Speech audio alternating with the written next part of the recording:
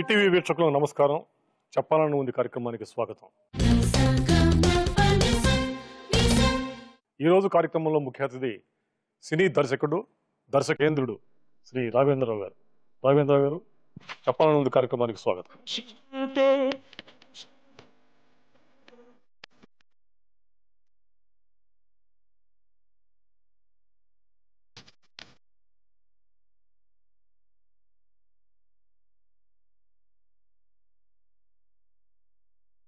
రాఘవేంద్రరావు గారు, దాదాపు 40 సంవత్సరాల సినీ చరిత్ర.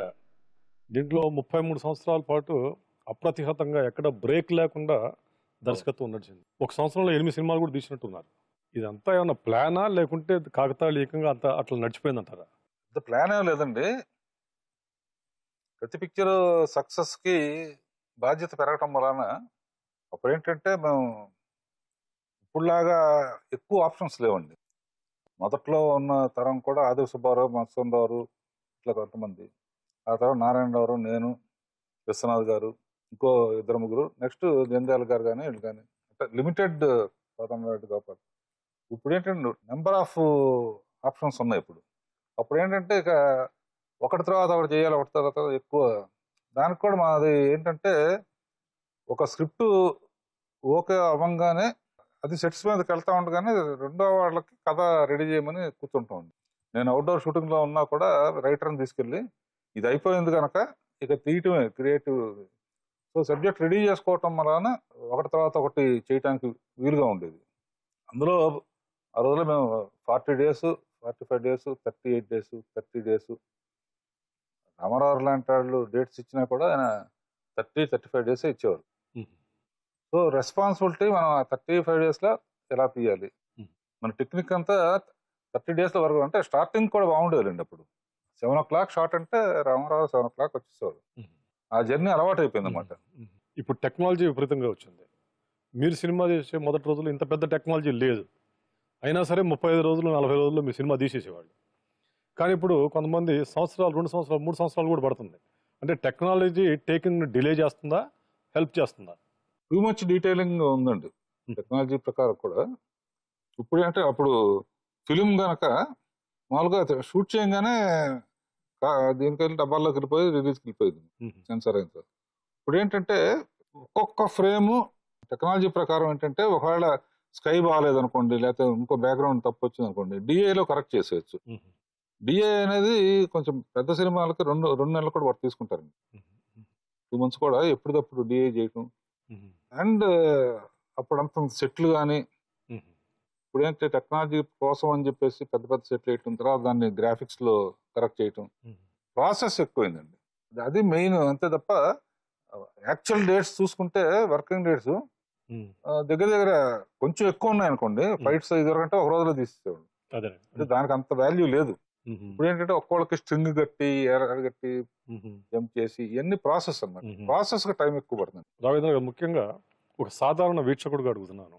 మీరు తీసిన సినిమాలు చూస్తూ ఉంటే ఫ్రేమ్ చాలా అందంగా ఉండేది. ముఖ్యంగా ఆ డ్రెస్ సెన్స్ కానివ్వండి, hero heroine, each and every ఫ్రేమ్లో కూడా ఒక అందం, ఒక నిబిడీకృతమైన అందం కనపడుతూ ఉండేది. కానీ ఇప్పుడు మూవీస్లో సరే చాలా టెక్నాలజీ వాడుతున్నారు, కొంతమంది ఉన్నా అంత ఇది రావట్లేదు. రాఘవేంద్ర గారు, కారణం? న్యాయంగా అయితే ఇంకెక్కువ రావాలండి. ఎందుకంటే రెజల్యూషన్స్ కూడా అప్పుడు మాకేమో 2K 3K ఇవన్నీ లేవు. నైట్ ఎఫెక్ట్ అయినా డే ఎఫెక్ట్ అయినా సెట్ ఇదైనా కూడా ఫ్రేమ్ మొత్తం లైటప్ చేయటం, ఫ్రేమ్ మొత్తం కలర్ఫుల్ గా ఉండటం అనేది నా కాన్సెప్ట్ అండి ఆ రోజుల్లో. పర్టికులర్ విన్సెంట్ గారు అయితే ఆ మూల ఎవరు చూస్తారులే అని మనం అనుకుంటాం. అక్కడెక్కడో బ్యాక్గ్రౌండ్ లో దూరంగా ఒక చిన్న ఫ్లవర్ వాజ్ ఉంటుంది, దానికి కూడా సపరేట్ గా చిన్న మెరుపు. అంటే టోటల్ ఫ్రేమ్ అంతా కూడా కలర్ఫుల్ గా ఉంటుందండి. ఇప్పుడు ఏంటంటే ఒకళ్ళు ఇప్పుడు కొత్త సినిమాల్లో రంగస్థలం ఉందనుకోండి, డైరెక్టర్ కానీ కెమెరామ్యాన్ కానీ ఈ టోటల్ సినిమాని ఒక మూడ్ లోకి తీసుకెళ్ళాలి అని టోటల్ గా బ్రౌనిష్ టోన్ లో ఉంటుందండి. ఎందుకంటే క్యారెక్టర్స్ అన్ని న్యాయంగా అయితే విలేజ్ అంటే పచ్చగా చూపించాల్సి వచ్చేది. ఇప్పుడు ఏంటంటే సబ్జెక్ట్ ని మూడ్ ని కూడా వర్కౌట్ చేసి in a way it is a good thing అండి. అంటే తెలియకుండా క్యారెక్టరే ఇప్పుడు వాడు చెవిటాడు, ఆ అమ్మాయి మామూలుగా పని చేసుకునే అమ్మాయి, క్యారెక్టర్స్ అన్ని అటువంటివి కదా విలేజ్ లో. అవును అవును. ఈ ఏళ్ళకి బ్రహ్మాండమైన గ్రీనరీ, బ్రహ్మాండమైన బ్లూ పెట్టాం అనుకోండి, ఎంతో కొంత దృష్టి దాని మీదకి వెళ్తుంది, క్యారెక్టర్ మీద కన్నా కూడా. So what they are doing is correct అండి. నార్మల్గా జనరల్ టాక్ ఏమిటంటే తమిళం కానీ, ఒక బెంగాలీ కానీ, ఒక హిందీలో కానీ చేసిన ప్రయోగాలు తెలుగులో చేయటం లేదు, దర్శకులు ప్రయోగాలు చేయడానికి ముందు రావటం లేదు అన్న విమర్శ అప్పుడప్పుడు వినపడుతూ ఉంటుంది. దాని మీద మీ అభిప్రాయం చెప్పండి. ఇది ఏంటంటే 2 years బ్యాక్ వరకు మీరు చెప్పింది కరెక్ట్ అండి. ఈ మధ్య అందరూ కూడా కొంచెం డిఫరెంట్ టైప్ ఆఫ్ మూవీస్ చేయాలి, డిఫరెంట్ వే ఆఫ్ టెల్లింగ్ ఉండాలి. అయితే రామ్ చరణ్ లాంటి హీరోని పెట్టుకుని చెవిటివాడిగా వేయించాలంటే మేమందరం అయితే భయపడేవాళ్ళం.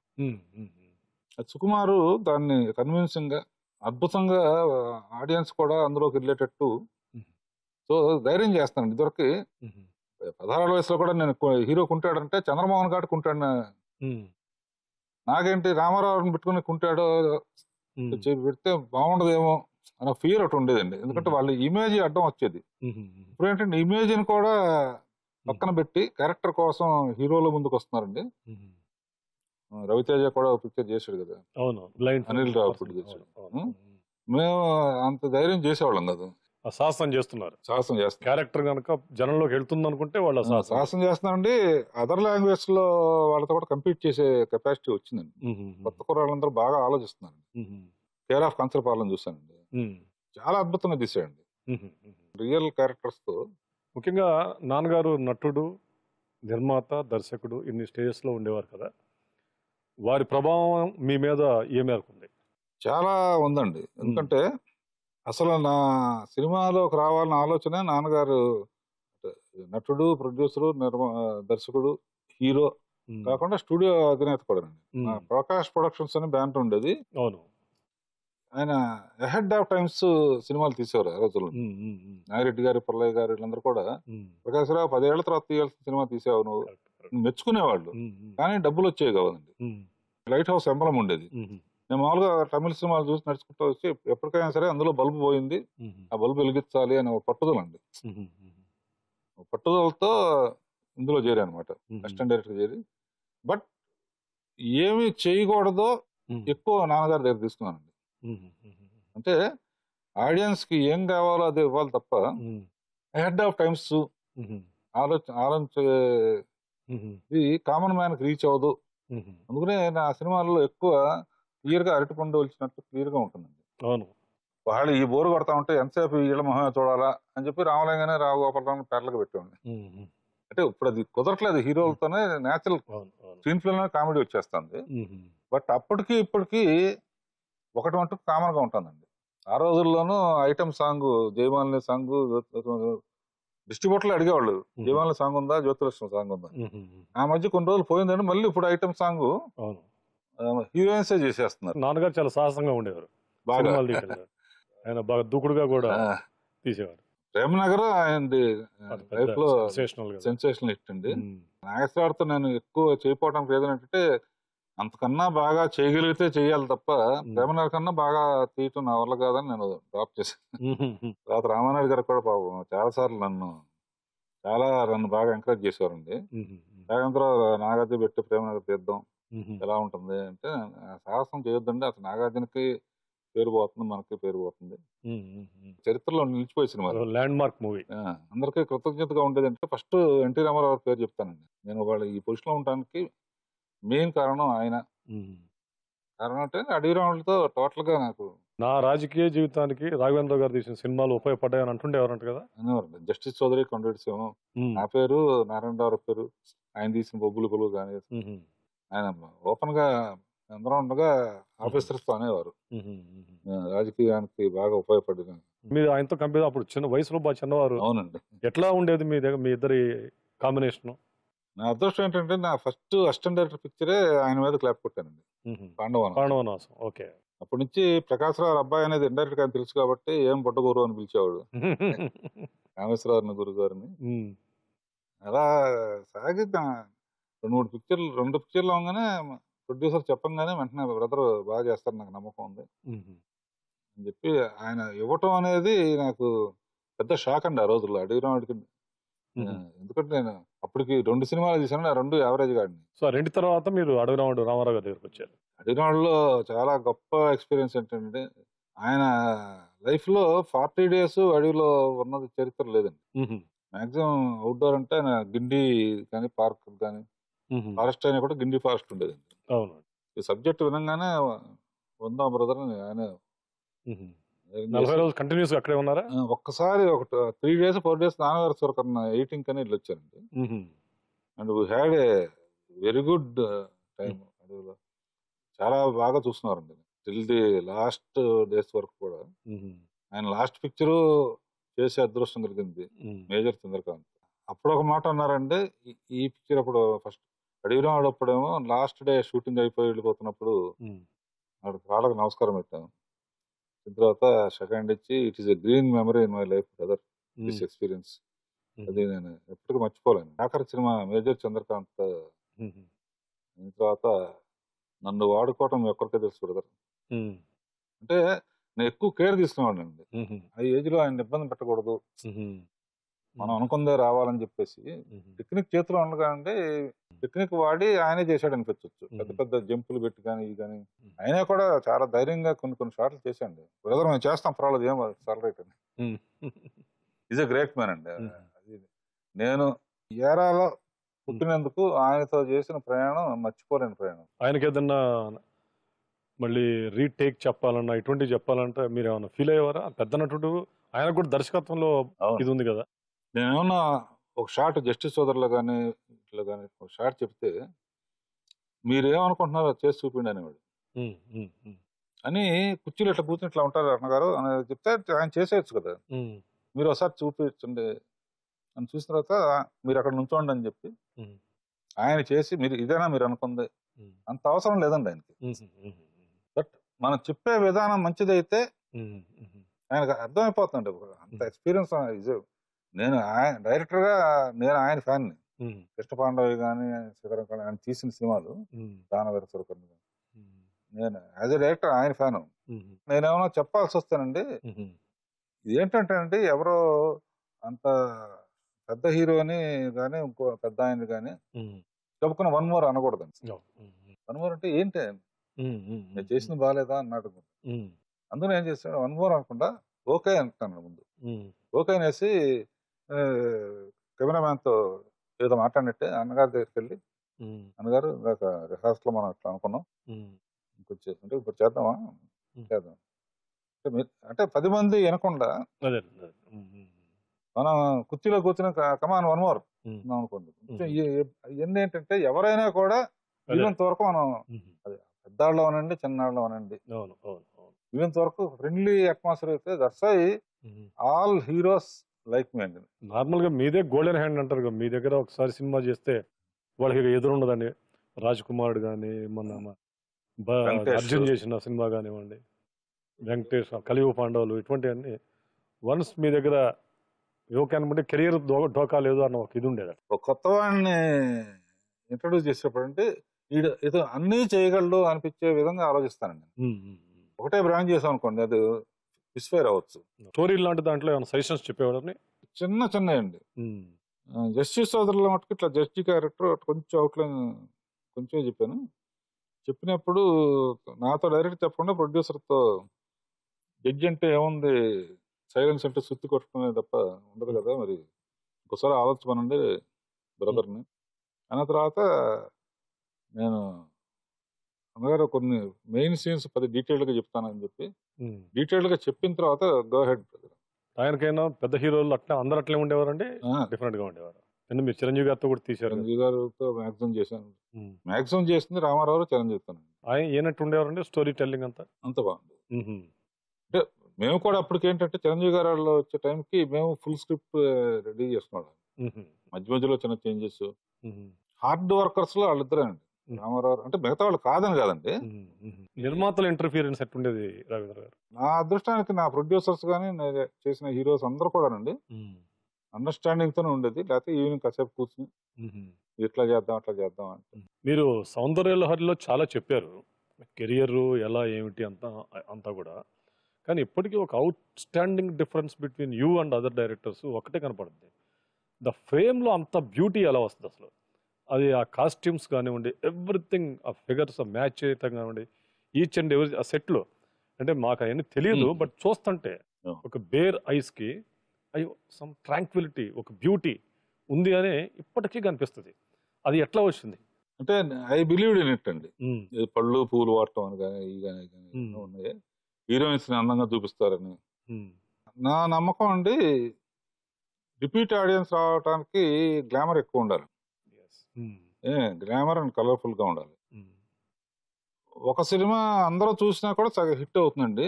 అవును, ఒకే సినిమా 10 సార్లు చూసాను అనుకోండి, సూపర్ డూపర్ హిట్ అవుతుంది. సినిమా అంతా హీరో యాక్షన్, హీరోనే విలన్ తో ఆర్గ్యుమెంట్ కానీ ఉమ్, ఈ కానీ మొత్తం హీరోనే ఉంటారు కదా అన్నిట్లో. ఉమ్, హీరోయిన్ గా ఉండేది లిమిటెడ్ గా ఉంటుంది. no, ఆ లిమిటెడ్ ని, ఆ గ్యాప్ ని మనం ఏంటంటే ఫ్రెష్నెస్, ఉమ్, ఉమ్, అంటే ఓవర్ డూయింగ్ ఇండైరెక్ట్ గా అయితే అంత గ్లామరస్ డ్రెస్ నేను వాడినంత ఎవరు వేసుకోరు అసలు. ఉమ్, విచిత్రమైన ఎక్స్పెరిమెంట్లు అన్ని చేశాను నేను. ఉమ్, గడియారాలతో, వీళ్ళతో, ఉమ్, పళ్ళతో డ్రెస్సులు ఉమ్, ఉమ్, అసలు సినిమానే ఇమాజినేటివ్ అండి. అవును, అవును, డ్యూయట్ పాడరు కదా ఎవరు అసలు ఉమ్, ఉమ్, రియల్ లైఫ్ లో. అవును, రియల్ లైఫ్ లో అది యాక్సెప్ట్ చేసినప్పుడు ఉమ్. మిగతా కొన్ని ఎక్స్ట్రా ఉన్నా నష్టం లేదని నమ్మకం ఉంది. ఎట్లా ఇది ఇంట్యూషన్ మీకు ఎట్లా డెవలప్ అయింది అసలు? ఇది చూడంగానే ఈ అమ్మాయిని ఇటు చూపించవచ్చు. ఎక్కువసేపు ముందు ఇంటరాక్ట్ అవుతారండి ఉహుం, వాళ్ళతో, కబుర్లు చెప్తూ. ఉహుం. వాళ్ళు ఎట్లా చూస్తున్నారు, వాళ్ళు వాళ్ళు భంగిమ- దేంట్లో నవ్వితే బాగుంటుందా, కళ్ళ ఎక్స్ప్రెషన్స్ బాగుంటుందా. ఉహుం, కొంతమంది ఆంగికంగా చాలా లేడీస్ కి ఉహుం. మనం చూపించడం, అందంగా చూపించడానికి మైనస్లు కవర్ చేసి చూపిస్తాను నేను. అవును, అవును. ఎవరిలో పూర్తిగా అందంగా ఉంటారు. ఉహుం, సో ఏది అమ్మాయిల ప్లస్ పాయింట్ ఉహుం, అది ఎక్కువ ఉహుం, మైనస్ పాయింట్ ఉందనుకోండి, ఉహుం, దాన్ని కవర్ చేసి తీస్తానండి. అందుకే నేను పెళ్లి సందడిలో దీప్తి భట్నగర్ ఉమ్. ఎవరైతే అవును, చూసినప్పుడు అవును, మనకు చిన్న బడ్జెట్ లో వాళ్ళు తప్పలేరు. అవును, అవును. వాళ్ళని ఎంత నాకు ఉహుం, అదే నిజం అనుకోండి, కొన్ని జరిగినా కూడా ఒక పాపం కుదరలేదు. ఉహుం, ఉహుం. కాదు, పెద్ద హిట్ కదండి. పెళ్లి సందడి ఆ, పెద్ద- 1 year ఆడిందండి. ఇప్పుడు పెళ్లి సందడిలో ఊళ్ళలో జరిగే పెళ్లిళ్ళు ఎలా ఉన్నాయో అవి మొత్తం తీసుకొచ్చి చూపించారు. అదృష్టం ఏంటంటే మేము ఉన్నా లేకపోయినా కూడా ఆ టైటిల్ మట్టుకు ఏ ఇంట్లో పెళ్లి జరిగినా కూడా ఉమ్, ఆ బస్సు మీద ఇంటి దగ్గర ఫలానా వారి పెళ్లి సందడిని ఉంటుంది. అవును, correct. So certain things make us feel happy. Ramanaidu గారు కానివ్వండి, ఇప్పుడు అరవింద్ గారు కానివ్వండి, కృష్ణ గారు వాళ్ళ అబ్బాయిని మీకు అప్పచెప్పి సినిమా తీయమన్నారు. మీ మీద ఒత్తిడి ఏం లేదా? పెట్టడమే ఫుల్ బాధ్యత మీ మీద పెట్టామని. ఉమ్, నాయుడు గారిది పాపం అప్పుడు వెంకటేష్ అమెరికా నుంచి వచ్చాడు, అవును, లాంగ్వేజ్ కూడా ఉమ్, అనుకున్న తర్వాత ఈ వర్క్ వెరీ హార్డ్ అండి. ఉమ్, వెంకటేష్ ఉమ్, 6 నెలలు దీక్షిత్, మన చాట్ల శ్రీరాములు గారు ఉమ్, అందరితో ట్రైనింగ్, భాష కానీ ఉమ్, బాగా ట్రైనింగ్ చేశాడు. ఉమ్. అంటే అమెరికన్ యాక్సెంట్ ఉండేది బిగినింగ్. Okay, okay. ఉమ్, అతను బాగా కష్టపడ్డాడు. ఉమ్, బాగా కష్టపడి నాయుడు గారు అబ్బాయి అని చెప్పేసి అప్పటి వరకు అంటే హీరో కొడుకులు అట్లా ఉండేవాళ్ళు, ఉమ్, తీసారా అనుకుంటారని చెప్పేసి చిన్న చిన్న ఫార్ములా కనిపెడతా ఉంటానండి. ఉమ్, బాధ్యత వచ్చిన తర్వాత ఉమ్, జనం ఈ అబ్బాయి ఇంటి ఇట్టా ఉన్నాడు, పెద్ద ప్రొడ్యూసర్ కొడుకుని చేశాడా రాఘేంద్రరావు అనుకుంటారని చెప్పి చూపించడమే, వాడు బ్యాడ్ ఫెలో అని చూపించి వాడిని పాజిటివ్ చేసాం అనుకోండి. ఉమ్, ఉమ్, ఉమ్, ఉమ్, ఉమ్. అలా కలియుగ పాండవుల్లో ఫస్ట్ హాఫ్ అంతా బ్యాడ్ ఫెలోగా ఉంటుంది. అవును, అవును. ఉమ్, అలా ఆ ఫార్ములా పెట్టుకుంటానండి. కృష్ణ కొడుకు అనుకోండి, ఉమ్, అన్ని రకాలు చేసేయాలి ఒక పిక్చర్ లో అనుకుని ఆ ఫార్ములా తీసాను. ఉమ్, అందంగా ఉండేటట్టు చూపించాం, పాటలు కానీ దీని కానీ యాక్షన్ చూపించాం, సెంటిమెంట్ చూపించాం. ఉమ్. సో ఎక్కడ ఆడియన్స్ కి ఇది లేదు అనిపించకుండా లాక్ చేసేటువంటి, అట్నే అరవింద్ గారి అబ్బాయితో కూడా. అతని ఏజ్ కి సరిపడా, ఉమ్, ఆ టైంకి సరిపడా ఉమ్, క్యారెక్టర్ ఉండబట్టి. లేకపోతే అరవింద్ గారు లాంటి వాళ్ళు డబ్బు ఖర్చు పెట్టి మంచి సూట్లు వేసే వేషం అవును, చూపించు. అవును, అవును. ఒప్పుకోవటం కూడా గొప్పనండి. ఉమ్. అరవింద్ గాని అందులో ఆ స్టోరీ కూడా కొత్త కదండి, గంగోత్రి కదా, స్టోరీ కూడా కొత్త చాలా. పాలేరు కొడుకు అనేటప్పటికి ఎట్లా ఉండాలో. ఉమ్, సో అతను ఎంత అందంగా ఉన్నాడు, ఎట్లా ఉన్నాడా, అట్లా ఉన్నాడా అనే క్వశ్చన్ లేదండి. ఉమ్, పాలేరు కొడుకుని బ్రాండ్ చేశాము. Um, so involvement is drama and అతని పర్ఫార్మెన్స్. హీరో ఏమంటే హీరో అవనండి, నేను చేశాను అంటుందన్నా, అన్లెస్ వాళ్ళు చేయలేకపోతే నేను చెప్పింది ఉమ్. ప్రయోజనం లేదు కండి. అవును. సో వాళ్ళ కష్టం కూడా ఉంటుందండి. అంటే అన్నమయ్యని ముందరనే మీరు విజువలైజ్ చేసుకొని నాగార్జున సెలెక్ట్ చేసుకున్నారా? నాగార్జున కోసం అన్నమయ్య తీశారా? అన్నమయ్య కథ ముందు అనుకున్నామండి. ఉమ్, సేఫ్ జోను ఉమ్, దర్శనరాజు గారు కూడా సజెస్ట్ చేశాడు. ఉమ్, అప్పుడు దత్తు కూడా సపోర్ట్ చేశాడు, అశ్విన్ దత్తు కూడా. ఉమ్, ఉమ్. అప్పుడు నేను ఆలోచన, వాళ్ళ ఫాదర్ కి ఇది ఉంది కనుక, పిప్రనారాయణ, జయబేరి ఇవన్నీ భక్తి సినిమాలు చేశాడు కనుక, అవును, భక్త తుకారాం. ఆ, ఉమ్, కనుక ఆ బ్రాండ్ వాడుకోవచ్చు అని ఒక నమ్మకం వచ్చి ఆ టైంలోనే అన్నమయ్య కీర్తనలు మీరు స్టడీ చేయడం మొదలు పెట్టారా? అంత ముందు మీకు దాని మీద? ఆ టైంలో మొదలైందండి. అంతకుముందు సినిమాలో అల్లుడు గారిలో ఆ పాట ఎక్కడ ఉన్నా ఇదేమండి కొండలలో అనుకున్నా అది పెట్టాను. ఆ తర్వాత స్వామి దయతో వెంకటేశ్వర స్వామి పంపించాడు. ఎందుకంటే నాకు బాగా అటాచ్మెంట్ అండి. ఫస్ట్ పిక్చర్ కాడ నుంచి గడ్డంకి సినిమా మొదలు కాగానే మళ్ళీ తర్వాత సో ఆయనే నా కోసం ఉంచాడు అని అనుకుంటాను అన్నమయ్య. అది అయిన తర్వాత నాకు మ్యూజిక్ మనం సినిమాలో ఎన్ని చూపించగలండి? మాక్సిమం 15 పాటలు 20 పాటలు. సరే ఆ తర్వాత ఇంకా ఏం చేయాలి అని ఆలోచించి అంత గొప్ప సాంగ్స్ ఎట్లా చేయాలి అనుకున్నప్పుడు గౌరవ ముఖ్యమంత్రి గారు చంద్రబాబు నాయుడు గారు అడ్వైజర్ గా పెట్టారు. అవును అవును. కొన్ని బాణీలు చేస్తున్నారు. ఇప్పుడు కొత్తగా ఎస్సీబీసీ చైర్మన్ గారు, ఛానల్ చైర్మన్ గారు. అవునండి.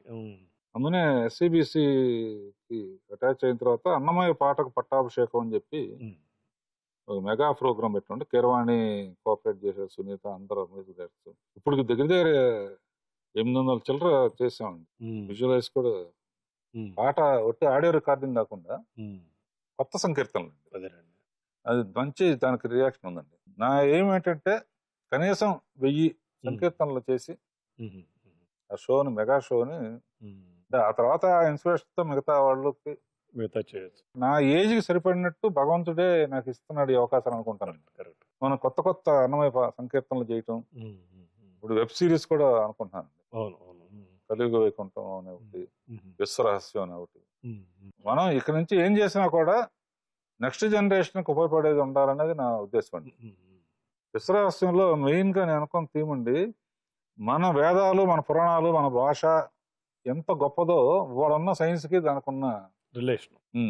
ఇప్పుడు తిరుపతి ఉందనుకోండి, తిరుపతి వెంకటేశ్వర స్వామి వెళ్ళి గుండిస్తే అయిపోతుంది అనుకుంటారు.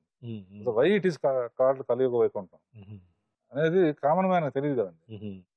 జరిగే సేవలు కానీ ఇప్పుడున్న మన పిల్లలకి చదువుతో పాటు అదర్ లెవెల్స్ కూడా నేర్పిస్తే అండి వాళ్ళు నేర్చుకోవడానికి రెడీగా ఉన్నారు.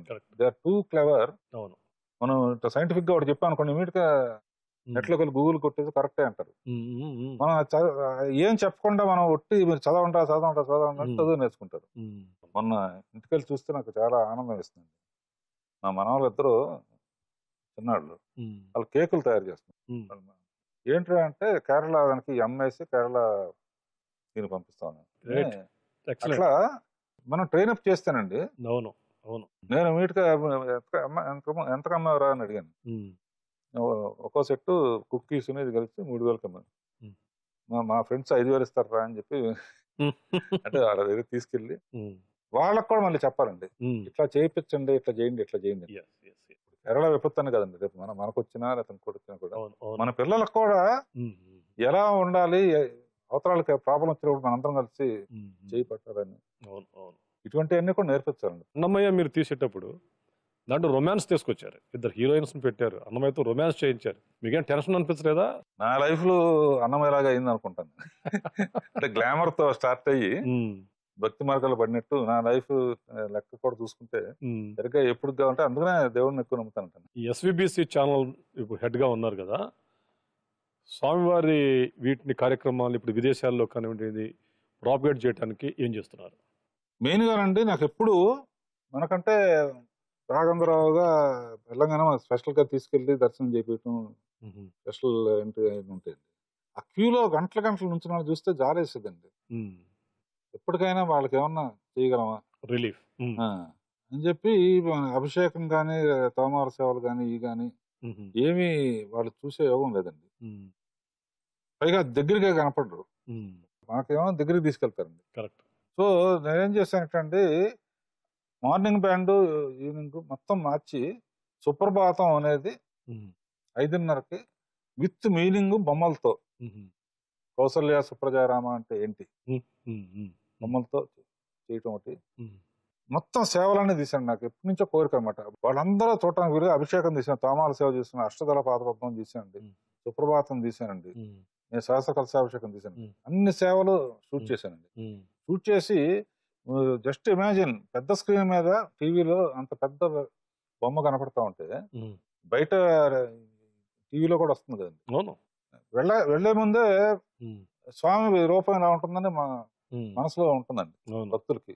నేను అనుకుంది అదొకటి అంటే అది సాధించాను. అదొకటి చాలా తృప్తినిస్తాను నాకు. రాఘవేంద్ర గారిని కూర్చోబెట్టుకొని సినిమా మాట్లాడకుండా భక్తి గురించి మాట్లాడుతున్నారు మా వీక్షకులు, రేపు దెబ్బలాడే పరిస్థితి మాకు. అయినా వాళ్ళకి ఇది కూడా చేశారు అవును, అంటే ఉపయోగపడుతుంది అవును, కదండి. అవును. చిరంజీవి గారితో మీ ట్రావెల్ ఎలా జరిగిందండి? అద్భుతం అండి. 50th పిక్చర్ తో మొదలు పెట్టానండి, అడవి దొంగ.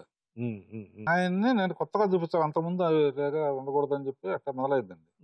ఆయన పర్సనాలిటీకి కానీ దీనికి కానీ కండలు అవన్నీ టార్జాన్ లాగా బాగుంటాడని అడవి దొంగతో టార్జాన్ ప్రయాణం దానికి ప్రయాణం అదండి. ఆయన ఒక్కడే సూట్ అవుతాడు అని చెప్పి ఆయన కూడా నేనంటే బాగా ప్రేమగా చూసుకుంటాను. వాళ్ళ కుటుంబంలో ఏ ఫంక్షన్ వచ్చినా ఫస్ట్ నిన్ను. And we had very great journey. అన్ని పండువిటి రాజా కానీ, మంచి దొంగ కానీ, కరానామగుడు కానీ పెద్ద హిట్స్ అండి. చాలా పెద్ద. ఆయన ఎటువంటి సెట్ లో ఏమన్నా ఎప్పుడైనా కథలో ఏమైనా ఈ మార్పు కావాలనో ఇటువంటి ఏమైనా ఉండేదే? అంటే సజెషన్ ఇచ్చేవారండి. అయితే ఎలా ఉంటుందని అసలు ఎప్పుడు ఇబ్బంది పడేంత ఇది జరగలేదు. యాక్చువల్ గా వాళ్ళకి ఎక్స్పీరియన్స్ వచ్చేప్పటికండి. But we share lot of things, personal విషయాలు కానీ ఇది కానీ, చిరంజీవి కానీ, నాగార్జున కానీ, వెంకటేష్ కానీ అందరూ. ఆ సినిమా షూటింగ్స్ లో ఏదైనా యాంగ్షియస్ మూమెంట్స్ ఉన్నాయా? అరే ఈ ప్రమాదం చేయొద్దు, నేను చేస్తాను ఇటువంటి? ఆయన ఒప్పుకోడు అసలు, ఏదంటాను. నేను ముద్దుగా బాబాయ్ అని పిలుచుకుంటాను. బాబాయ్ వద్దు బాబాయ్ అంటే, వద్దని మీరే కంగారు పడకండి, మీరు కాసేపు బయట ఉండదు.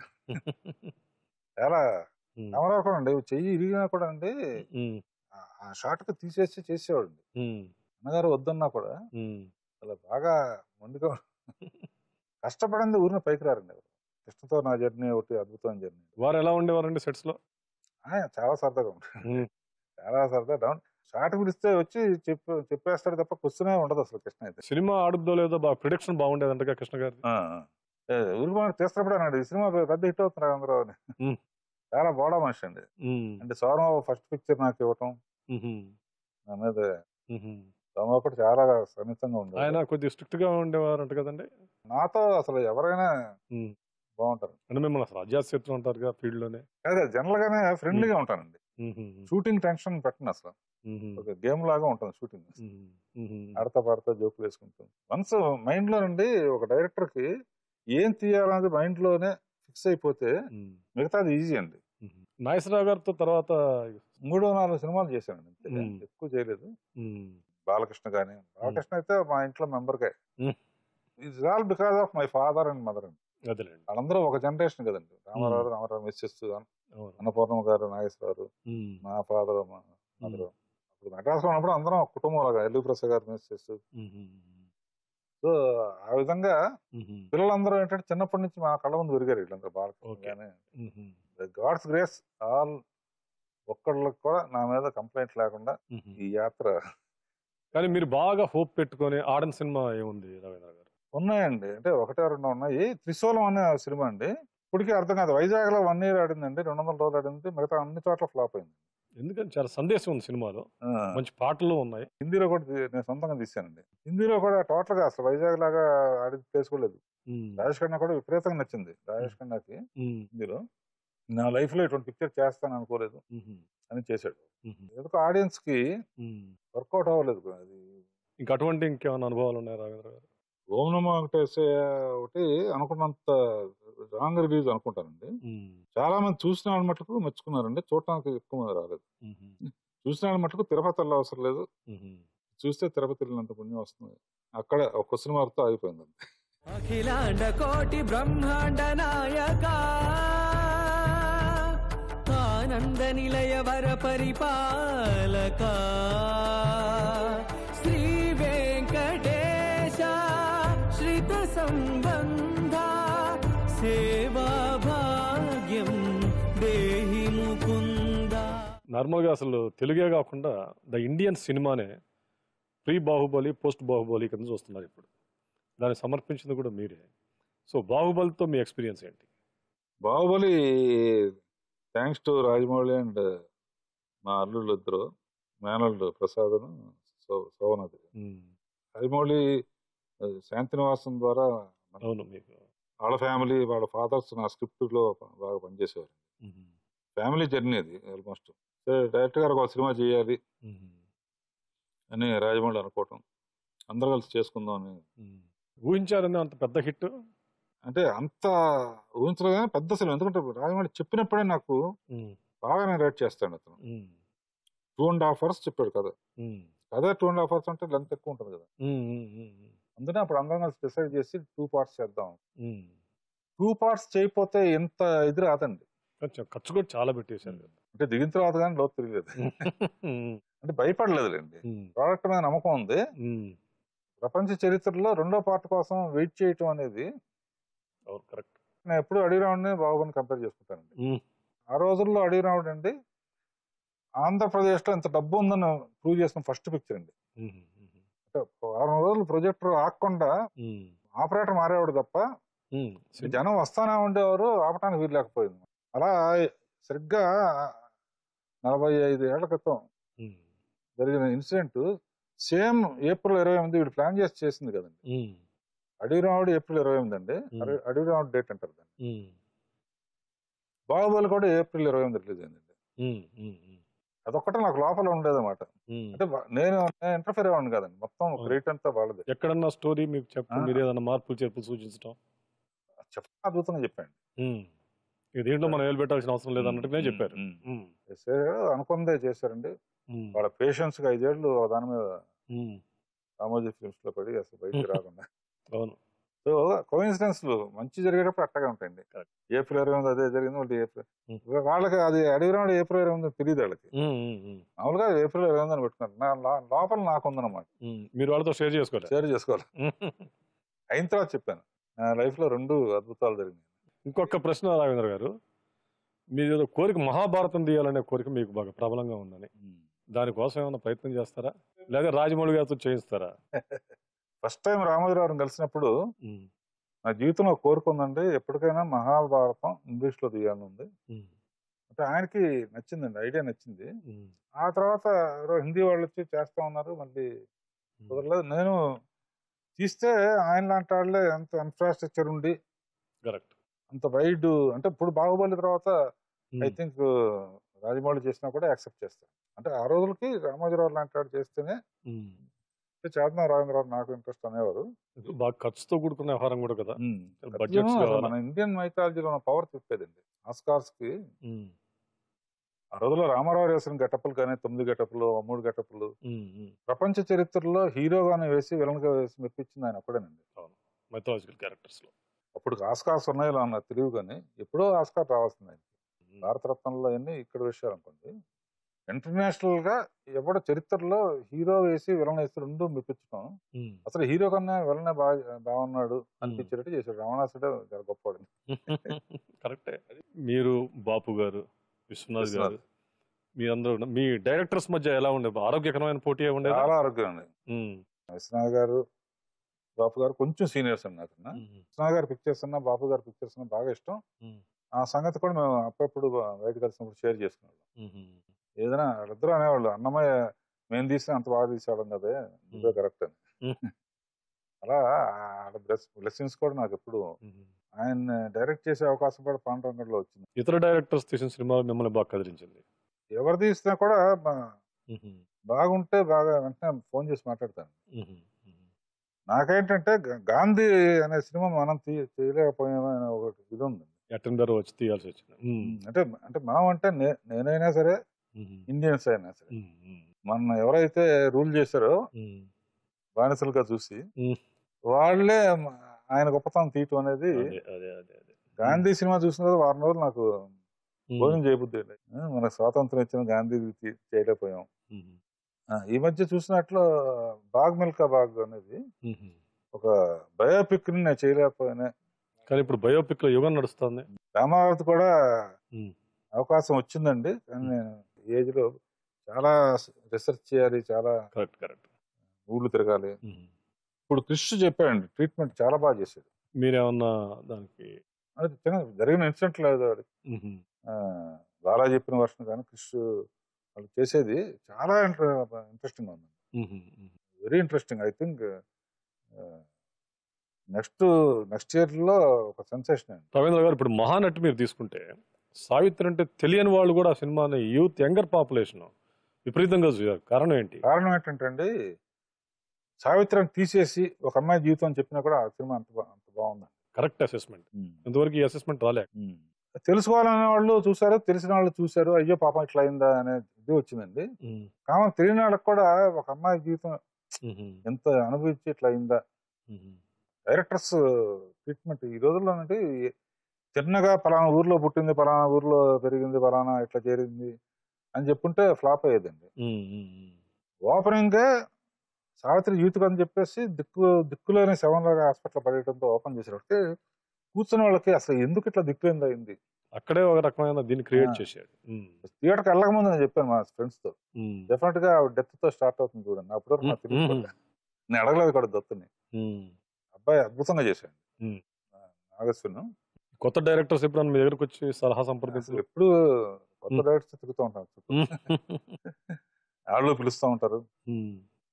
అంటే పర్సనల్ గా చూడంగానే ఫోన్ చేస్తాను, వాళ్ళు వచ్చేస్తారు. సరే నా సినిమాలో పాత ఎన్ని వాళ్ళు గుర్తు చేసుకుని ఆ సినిమాలకి ఇట్లా వెళ్ళాం ఎట్లా వెళ్ళాం. చాలా మంది హీరోయిన్స్ ఇంట్రడ్యూస్ చేశారు కదా, వాళ్ళు అంతా మాట్లాడుతుంటారు ఎప్పుడన్నా? మాట్లాడుతూ ఉంటారు. మోస్ట్ సాడ్ ఈవెంట్ శ్రీదేవి అండి. చాలా 24 సినిమాస్ చేశానండి, 24 ఫిల్మ్స్. ఎట్లా ఉండేవారండి వారి సెట్ లో? చాలా చిన్నపిల్లగాడి నుంచి మా నాన్నగారి సినిమాలో చిన్నపిల్లల వేషం అండి. షార్ట్ కి ఎత్తుకుని తీసుకొచ్చేవాడిని అసిస్టెంట్ డైరెక్టర్ గా. అలాంటి 16 వయసు కాడి నుంచి జర్నీ. 24 ఫిల్మ్స్ అయిందండి. ఏ డైరెక్టర్ ఒక హీరోయిన్ తో అన్ని సినిమాలు చేయలేదు. అమ్మాయి కూడా మామ్ అనే ఆడియో ఫంక్షన్ వచ్చినప్పుడు 25th ఫిల్మ్ చేద్దాం డైరెక్టర్ గారు ఉంది. పాపం అమ్మాయి అందుకనే బాడీ కూడా చూడలేకపోయానండి. చూడకూడదు. గ్రేట్ ఆర్టిస్ట్ రాఘవేంద్ర గారు. యువర్ ఇమోషన్ సినిమా గురించి ఎన్ని గంటలైనా మీతో మాట్లాడచ్చు. కొన్ని సింగిల్ వర్డ్ క్వశ్చన్స్ మాకు కావాలి. మీకు బాగా నచ్చిన సినిమా? అన్నమయ్య. మిమ్మల్ని బాగా మెప్పించిన హీరో? మిగతా వాళ్ళు బాగున్నా కూడా రామారావుతో మర్చిపోలేండి. మిమ్మల్ని బాగా మెప్పించిన హీరోయిన్? అందరూ బాగా మెప్పించారండి. అంటే డాటా అయితే కాదు, సో డిఫరెన్షియేట్ చేయలేరు. మీకు బాగా ఇష్టమైన ఆహారం? వెజిటేరియన్ అండి. మీరు బాగా ఇష్టపడే పర్యాటక కేంద్రం? ఎక్కువ రిసార్ట్స్ ఇష్టం అండి. మీకు బాగా ఇష్టమైన రాజకీయ నాయకులు? రామారావు, చంద్రబాబు నాయుడు, రాజశేఖర రెడ్డి, కేసీఆర్. రాఘవేంద్రరావు గారిని సినిమా తర్వాత రాజకీయాల్లో చూడొచ్చా? అసలు తెలియదండి. క్యాబినెట్ ర్యాంక్ అంటే ఏంటో తెలియదండి. పేరుకి వెళ్ళి కూర్చోవడం అంటే ఇష్టం ఉండదండి. కానీ రాఘవేంద్రరావు గారికి కోపం వస్తే కళ్ళజోళ్ళు ఇరిగిపోతాయట. అది 25 ఏళ్ల క్రితం రాఘవేంద్రరావు. అంటే కోపం కూడా నాకు కళ్ళజోళ్ళు, మైక్లు, మంచి కళ్ళజోళ్ళు తీసుకుని నుంచునే హీరోయిన్ పేర్లు కాళ్ళతో కొడితే ఎగిరిపోవటం ఇవన్నీ అంటే ఒక స్టేజ్ లో ఉండేదండి. అంటే వర్క్ గురించే ఉండేదండి. అదే అవతరాల కళ్ళజోడు, నా కళ్ళజోడు నేను బాగా కొట్టుకున్నాను. అదే నా చొక్కానే చించుకున్నాను చాలా సార్లు. దానికంటే టైంకి రానప్పుడు లేకపోతే అనుకుంది రానప్పుడు వర్క్ గురించే తప్ప పర్సనల్ ఇదే ఉండేది కదండి. ఆ తర్వాత అనుకున్నా ఇవన్నీ సినిమా అంటే ఇప్పుడు ఏదోటి వస్తానే ఉంటుంది అడ్డంకు, అన్ని అనుకున్నట్టు జరగవని నేనే మెంటల్ గా రియలైజ్ అయ్యాను. పిల్లలు ఏం చేస్తున్నారు రాఘవేంద్ర గారు? అమ్మాయిను అబ్బాయి అండి. మా అమ్మాయి she's into some technology company పెట్టుకుంది. మా అబ్బాయి డైరెక్టర్ అండి. ఓకే. ఇప్పుడు కంగనా తో మెంటల్ హైకియా అని ఒక పిక్చర్, ఏదో హిందీ పిక్చర్ చేస్తాను. ఒక విధంగా చెప్పాలంటే నాకు బిగినింగ్ సినిమాల్లో ఏం మిస్ అయ్యానో టువర్డ్స్ ఎండ్ నేను అది బాగా ఎంజాయ్ చేస్తాను. బిగినింగ్ ఎప్పుడు అవుట్డోర్స్ అండి, పిల్లలతో గడిపే అవకాశం దొరకలేదు. పిల్లలతో కానీ ఫ్యామిలీతో కానీ. ఇప్పుడు ఏంటంటే my very closely attached to my children and my family. ఎక్కడికి వెళ్ళినా కూడా అందరం కలిసి వెళ్తాం. సో వాళ్ళతో సరదాగా మెమరబుల్ షార్ట్స్ అయి తీయటం, వీడియోలు. So enjoying family life and devotional life mostly. Raghavendra Rao గారు మళ్ళీ మెగాఫోన్ పట్టుకునేది ఎప్పుడు? గబుక్కున ఏదైనా ఫ్లాష్ లాగా పోతే పోయింది 50 లక్షల కోట చిన్న సినిమా. రాఘవేంద్రరావు కూడా చిన్న సినిమా కూడా తీసాడు. చాలా ఎంతమంది చూస్తానికి వస్తుంది కాదు, 51 లక్షలు వచ్చినా సక్సెస్. పెద్ద ఆలోచించట్లేదు, ఎప్పుడు స్ట్రైక్ అవుతుందో చెప్పలేము.